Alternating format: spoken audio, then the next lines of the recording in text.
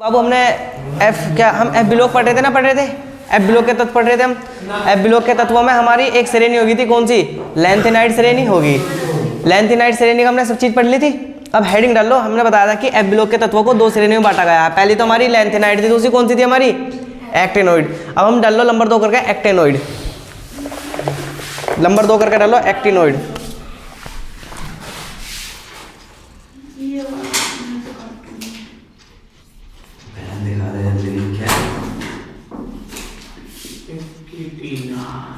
Actinoid. इसे हम क्या लिखा है भैया? इसे हम क्या लिख सकते हैं?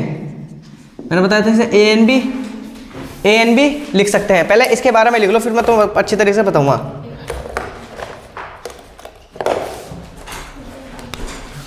इसका ध्यान रखना। इसे हम क्या बोल सकते हैं? इसे हम 5F श्रेणी भी बोल सकते हैं। जो लेंथेनाइड श्रेणी थी उसे हम कौन सी बोल लेते हैं? 4F श्रेणी। इसे कौन सी श्रेणी बोल सकते हैं? 5F श्रेणी भी से बोल सकते हैं। इसके बारे में जल्दी जल्दी लिख लो पहले अच्छे से लिखो। आवर्त सारणी के आवर्त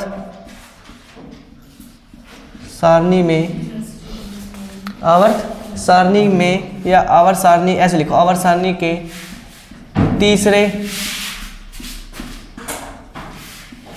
वर्ग, आवर्त सारणी के तीसरे वर्ग के 7वें आवर्त से, आवर्त सारणी के तीसरे वर्ग के 7वें आवर्त से उठाए गए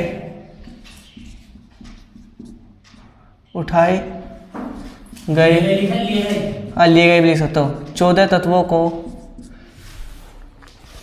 को आवर्त सारणी के 14 तत्वों को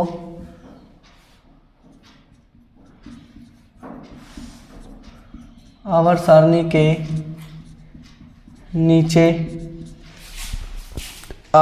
के नीचे एक श्रेणी में रखा गया है। नीचे एक श्रेणी में रखा गया है, एक श्रेणी में रखा गया है जिसे भैया से शॉर्ट भाषा में लिख दो जी, आपको ऐसे लिख दो जिसे एन कहते हैं। बताओ किसी कोई समस्या? भाई एन तो लिख सकते हैं, लिख सकते हैं। आवर्त सारणी के तीसरे वर्ग के 7वें आवर्त से उठाए गए 14 तत्वों को आवर्त सारणी के नीचे एक श्रेणी में रखा गया जिसे एन या एक्टिनाइड कहते हैं। लिखो इनके गुण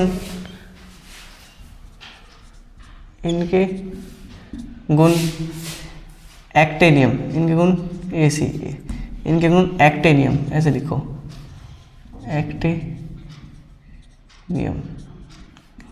इनके गुण एक्टिनियम के समान होने के कारण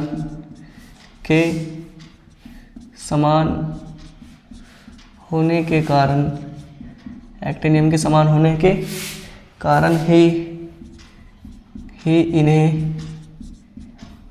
एक्टिनाइड होने के कारण ही इन्हें एक्टिनाइड यानी AN कहते हैं। इन्हें एक्टिनाइड कहते हैं।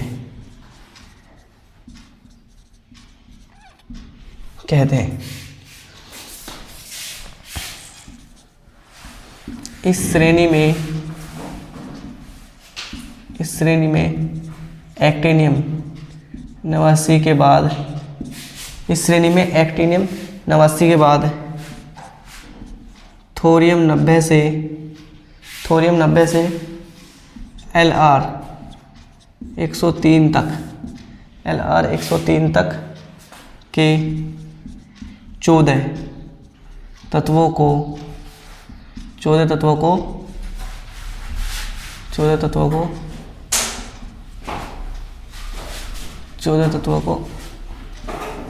रखा गया है।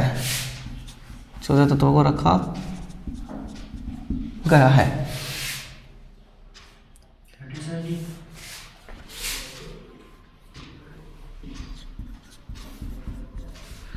गुणों में समानता होने के कारण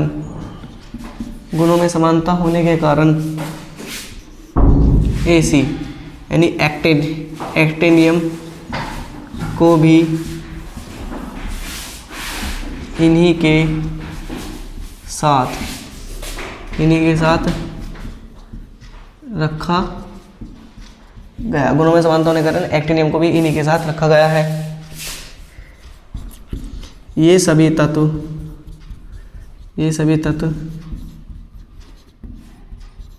रेडियो एक्टिव तत्व होते हैं। ये सभी तत्व रेडियो एक्टिव तत्व होते हैं। लिखो सारे के सारी हेडिंग। हमने लिखा एक्टिनोइड। हमने सबसे पहले ध्यान रखो कि हमने एक्टिनोइड क्या होते हैं। एक्टिनोइड एफ ब्लॉक की दो श्रेणी है। पहले को बोलते हैं लेंथेनाइड, दूसरे क्या बोलते हैं हम एक्टिनोइड।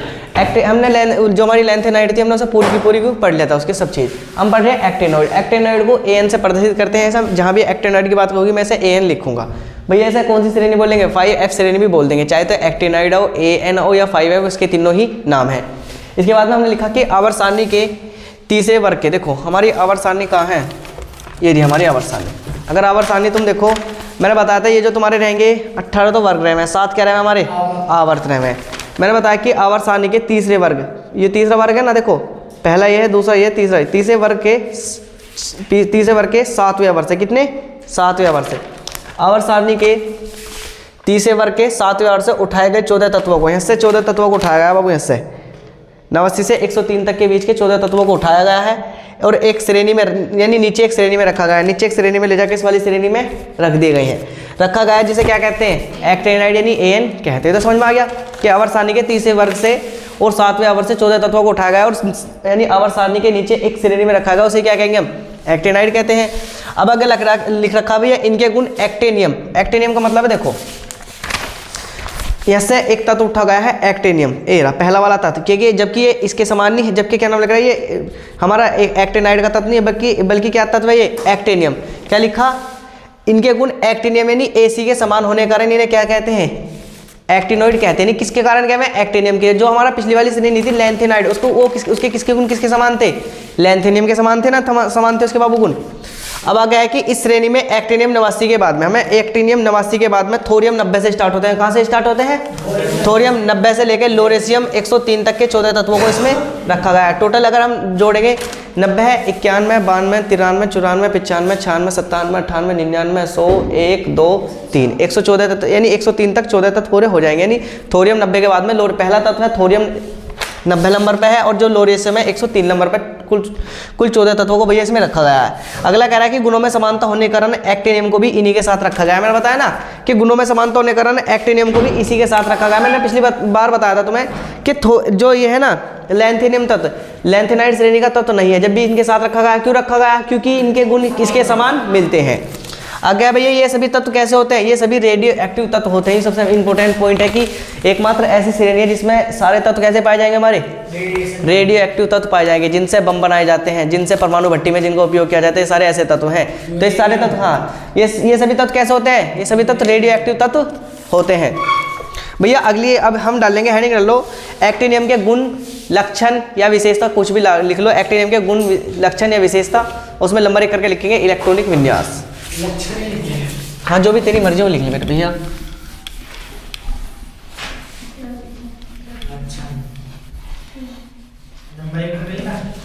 हाँ 1 करके लिख लो, पहले मैं से पूरी लिख लूँ।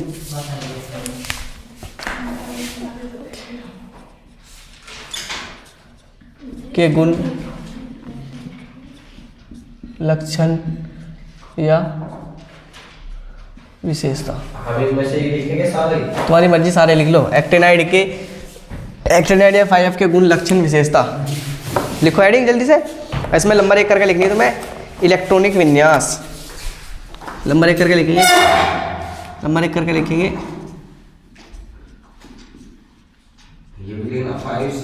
हाँ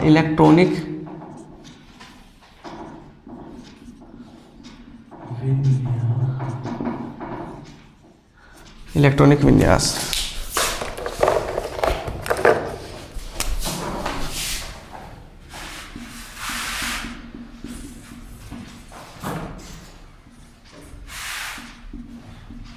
फाइव डी में इतने और भैया 7S में 2 इलेक्ट्रॉन आएंगे।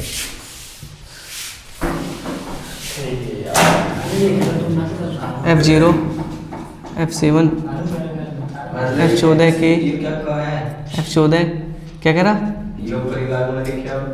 विन्यास के कारण, बस इन ध्यान रखना F में 1 से 14 तक जाएंगे, D में 0 होगा या 1 होगा और S में 2 इलेक्ट्रॉन जाएंगे के कारण इनके इलेक्ट्रॉनिक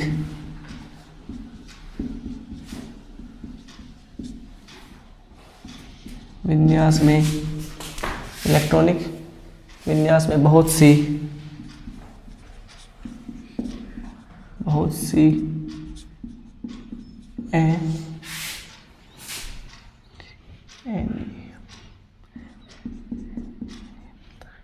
अनियमितताएं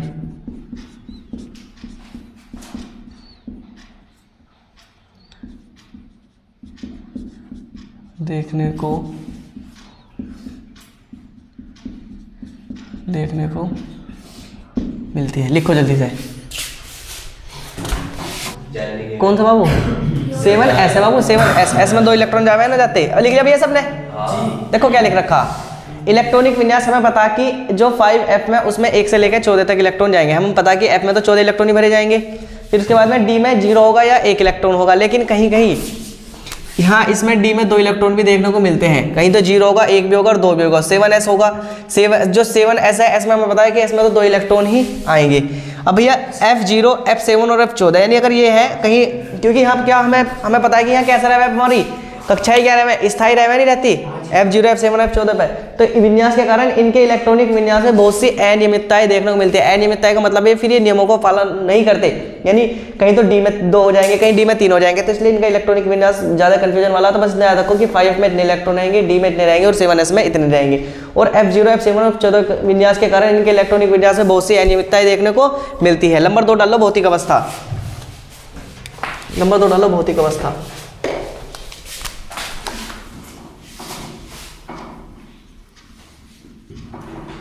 भौतिक अवस्था लिखो, भौतिक अवस्था में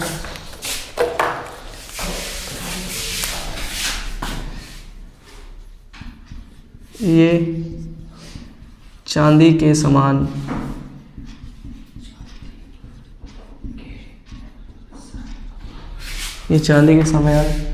सफेद धातुएं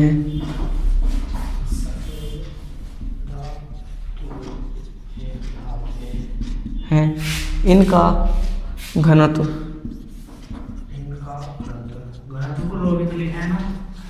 अधिक होता भी, वो अलग है, इनका घनत्व अधिक होता है। नंबर 3 है, लिखो पहले सारी।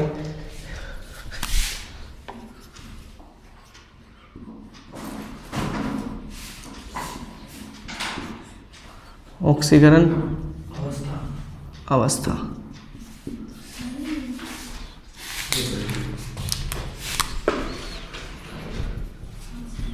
इनकी सामान्यता, ऐसे लिखो, इनकी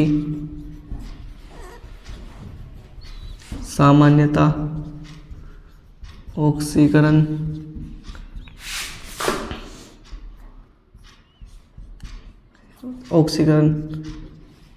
अवस्था +3 होती है, इनकी सामान्यता ऑक्सीकरण +3 होती है।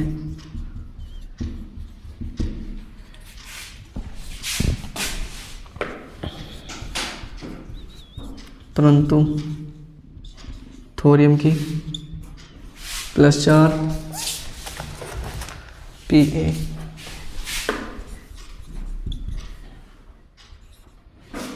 U और Np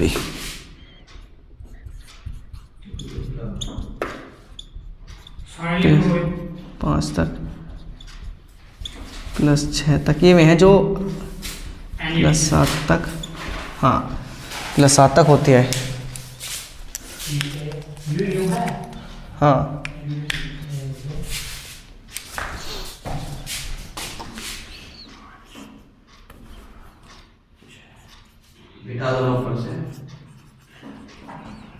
चुंबकीय गुण लिख लो, कोई ना। हाँ चुंबकीय गुण,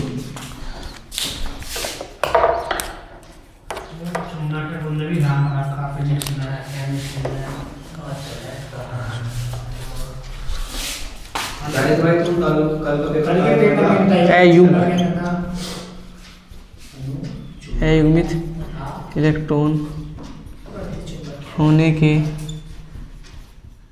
कारण ये अणु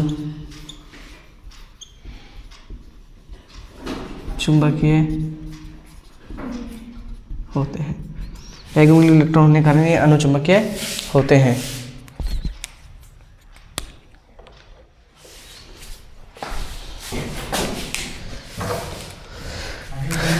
नंबर 5 रंग। मैंने बताया था भैया इनके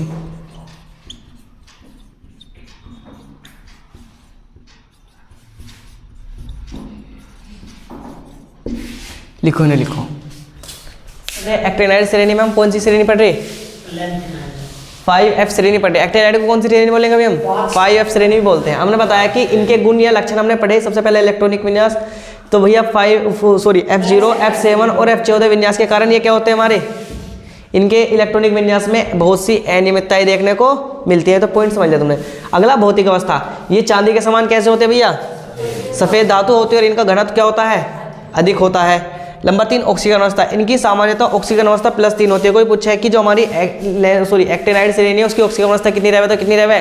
+3। लेकिन कुछ अपवाद है परंतु करके, जैसे थोरियम हो गया, पी है गया, यूरेनियम हो गया, नेपच्यून हो गया, इनकी ऑक्सीजन अवस्था क्या होती है? अलग अलग होती है। पूछ ले एक नंबर में कि थोरियम की ऑक्सीजन अवस्था कितनी होती है? कितनी होगी? +4। पी की कितनी होगी? 5। यूरेनियम की यू की कितनी होगी? 6। और NP नेपच्यून की कितनी होगी? +7 तक होती है। अगला लिखवा कि चुंबकीय गुण, क्या पूछे भैया? हाँ, ये रेडियोएक्टिव पदार्थ है हमारा। चुंबकीय गुण, अयुग्मित इलेक्ट्रॉन होने के कारण ये अणुचुंबकीय होते हैं। अयुग्मित इलेक्ट्रॉन होने के कारण मैंने बताया था कि अब से पहले तुम्हें तीनों पढ़ाए थे मैंने।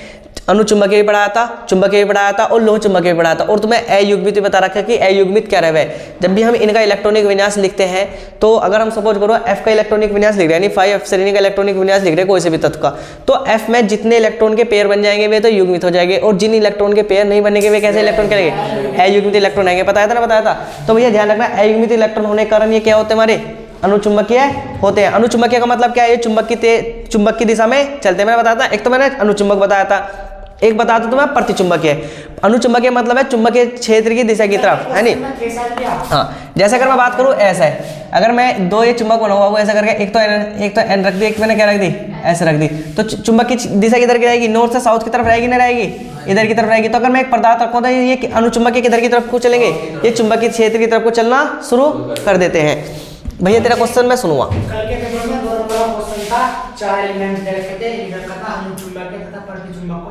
हाँ, अब देखो इनके आयन कैसे होते हैं भैया? हमारे रंगीन होते हैं। जो हमने कल पढ़ा था उसके भी आयन कैसे थे? हमारे रंगीन थे। अब भैया इसमें ये सब सारे पॉइंट आगे समझ में। अब नंबर 6 डालो, आयनन ऊर्जा। नंबर 6 डालो, आयनन ऊर्जा।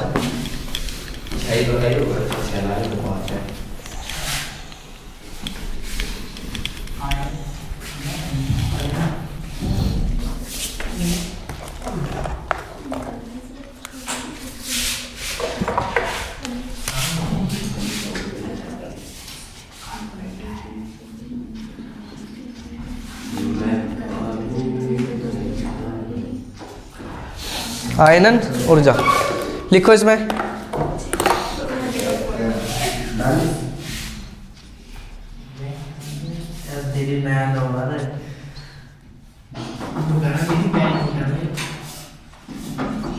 लिखो इनकी आयनन ऊर्जा,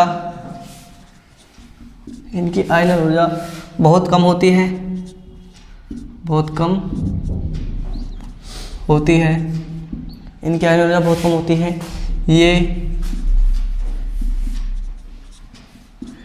विद्युत, ये उच्च, ऐसे लिखो, ये उच्च धन विद्युती, धन विद्युती होते हैं, धन विद्युती होते हैं। ये प्रबल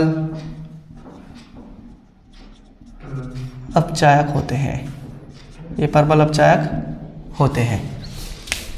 भैया इसमें अगली हेडिंग लिखा परमाणिक तथा आयनिक त्रिज्याएं। हाँ 7वां।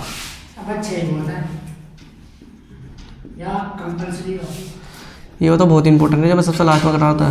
परमाणविक व आयनिक त्रिज्या, परमाणिक व आयनिक त्रिज्या। ये मैं अब तुम्हें ये वाला टॉपिक तीसरी बार करा रहा। पहले मैंने डी ब्लॉक में कराया, फिर मैंने तुम्हें लैंथेनाइड में कराया, मैं तुम्हें एक्टिनाइड में करा रहा।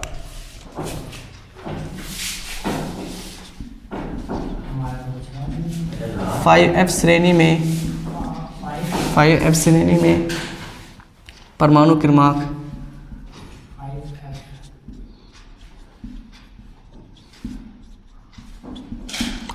बढ़ने के 5F श्रेणी परमाणु क्रमांक बढ़ने के साथ साथ परमाणु तथा आयनिक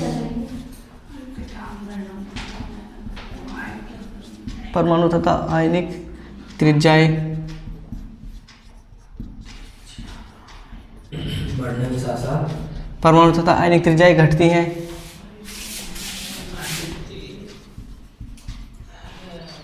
क्योंकि नाभिकीय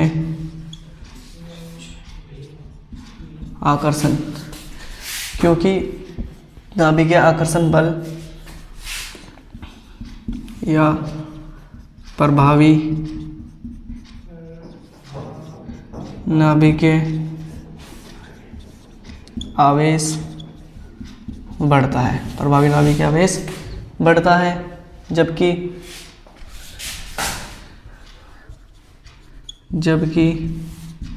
5F का इलेक्ट्रॉन 5F इलेक्ट्रॉन का परिरक्षण प्रभाव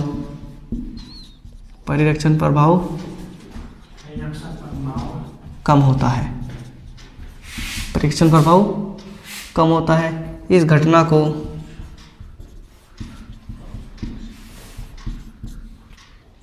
को एक्टिनाइड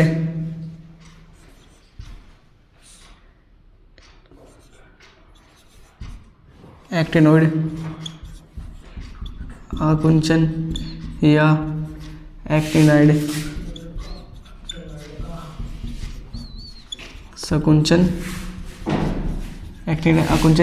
संकुचन कहते हैं। लिखो भैया, पहले लिख लो। अनुकार वाले बच्चे वे बनेंगे नेता। जरूर बन जाएंगे नेता। लिख लिया भैया सबने? देखो हमने लिखा कि इनकी, चलो मुझे बताओ आयनन ऊर्जा का दूसरा नाम क्या है? कौन बताएगा? आयनन विभव। तीसरा आयनन एंथैल्पी। मैंने बताया था आयनन ऊर्जा हो, आयनन विभव या आयनन एंथैल्पी, तीनों एक ही नाम है ना।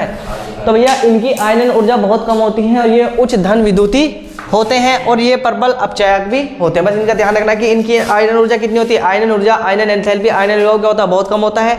ये प्रबल धन विद्युती होते हैं और भैया क्या है? ये प्रबल अपचायक होते हैं। नंबर 3 परमाणिक तथा आयनिक त्रिज्याएं। मैंने तुम्हें डी ब्लॉक में भी करवाया, एफ ब्लॉक की पहली श्रेणी में कराया और एफ ब्लॉक की दूसरी श्रेणी में भी करवा रहा हूँ।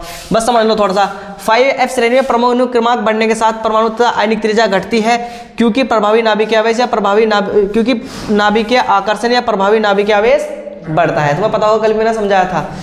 जबकि 5F इलेक्ट्रॉन का परिरक्षण प्रभाव बहुत कम होता है। इस घटना को क्या कहते हैं हम?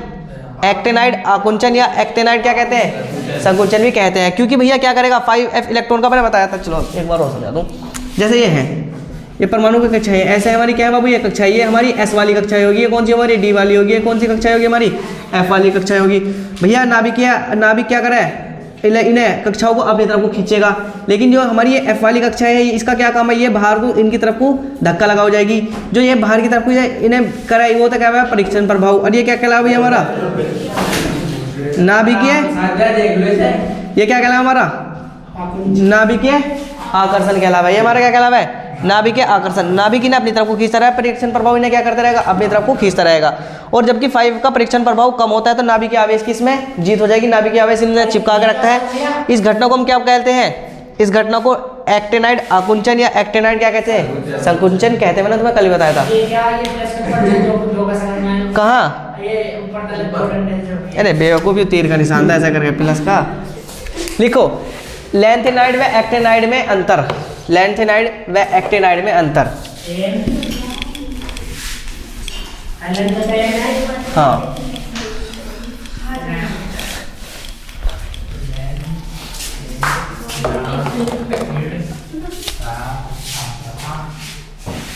एक तरफ तक लिख लो एलन,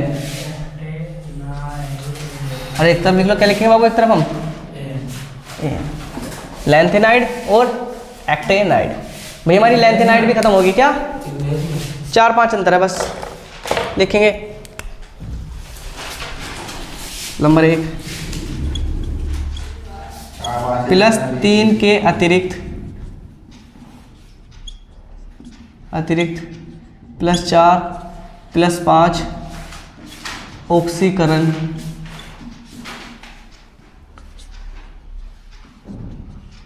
अवस्था दिखाते हैं। +3 के अतिरिक्त +4 और +5 ऑक्सीकरण अवस्था दिखाते हैं। नंबर 2 +3 के, नंबर 2 का इसमें तो एक ही तो आएगा भैया। +3 के अतिरिक्त +3 के अतिरिक्त +4 +5 +6 +7 तक गई थी ना, गई थी ऑक्सीकरण अवस्था भैया इनकी, +7 ऑक्सीकरण अवस्था, ऑक्सीकरण अवस्था दिखाते हैं। नंबर 2 केवल PM रेडियो एक्टिव होता है। नंबर 2 भैया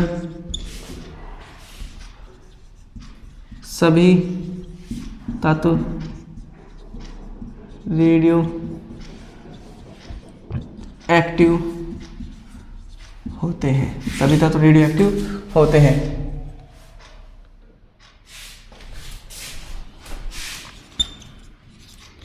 इनकी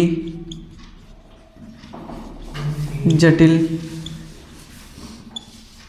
यौगिक, जो क्या है रेडियो, हाँ केवल इसमें एक ही तत्व है PM नाम का, वो रेडियो एक्टिव होगा, इसमें सभी तत्व रेडियो एक्टिव होंगे। इनकी जटिल यौगिक बनाने की प्रवृत्ति कम होती है। इसमें लिखेंगे नंबर 3 इनकी जटिल यौगिक बनाने की प्रवृत्ति अधिक होती है, अधिक होती है। नंबर 4 इनके चुंबकीय गुण सरल होते हैं। फिर नंबर 4 लिखो इधर, इनके चुंबकीय गुण जटिल होते हैं, जटिल होते हैं। नंबर 5 इनके OH व हाइड्रोक्साइड व ऑक्साइड कम क्षारीय होते हैं। नंबर 5 इधर, इनके हाइड्रोक्साइड व ऑक्साइड अधिक क्षारीय होते हैं। लिखो चुप हो जाओ बिल्कुल। देखो लैंथेनाइड और एक्टिनाइड में अंतर पूछा जाए भैया, लैंथेनाइड और एक्टिनाइड में अंतर हमें पता है कि +3 के अतिरिक्त +4 और +5 ऑक्सीकरण अवस्था दिखाते हैं। मैंने लैंथेनाइड में तुम्हें लिखवाया था, चाहे पेज पलट के देख लो। अभी लिखवाया कि +3 के अतिरिक्त +4, 5, 6, 7 तक ऑक्सीकरण अवस्था दिखाते हैं। लिखवाया ना लिखवाया? ये केवल इनमें केवल एक तत्व है पीएम। कौन सा तत्व है? ध्यान रखना, लैंथेनाइड में याद रखना कि पीएम क्या है हमारे, रेडियो एक्टिव है, यानी खतरनाक है। हमारे देश के पीएम भी खतरनाक है और हमारे रेडियो एक्टिव तत्व जो है क्या है, पीएम क्या है हमारा, रेडियो एक्टिव। रेडियो एक्टिव का मतलब है कि ये क्या है हमारा, एक खतरनाक तत्व है। अगर क्या है कि ये सभी तत्व रेडियो एक्टिव होते हैं। जो हमारी लेंथ एक्टिनाइड श्रेणी है इसमें क्या है, सभी तत्व रेडियो एक्टिव होंगे नहीं होंगे। मैंने एक्टिनाइड बनाने से पहले तुम्हें लिखवा दिया था कि रेडियो जो हमारे ये है एक्टिनाइड, ये सारे तत्व कैसे होते हैं भैया हमारे, रेडियो एक्टिव होते हैं। अगला इनकी जटिल यौगिक बनाने की प्रवृत्ति कम होती है। ये जटिल यौगिक बनाएंगे लेकिन कम, इनकी प्रवृत्ति कम होती है। ये जटिल यौगिक बनाएंगे लेकिन इनकी प्रवृत्ति क्या होती है भैया, अधिक होती है। लिखवाया कि इनके चुंबकीय गुण सरल होते हैं। इनके चुंबकीय गुण क्या होते हैं भैया हमारे, जटिल होते हैं। लिखवाया कि इनके हाइड्रोक्साइड व ऑक्साइड कम क्षारीय होते हैं। OH को बोल रहे हैं हाइड्रोक्साइड और O को क्या बोल रहे हैं, ऑक्साइड। इनके हाइड्रोक्साइड व ऑक्साइड कम क्षारीय होते हैं। इनके हाइड्रोक्साइड व ऑक्साइड क्या होते हैं, अधिक क्षारीय होते हैं। हमारा D और F ब्लॉक पूरी तरह से खत्म हो गया। बस इसमें 2 टॉपिक बचे हुए, तुम्हारे अगले 2 दिन में खत्म हो जाएंगे। कल से नया टॉपिक पढ़ेंगे। आज की सेवा समाप्त, अब तुम जा सकते हो।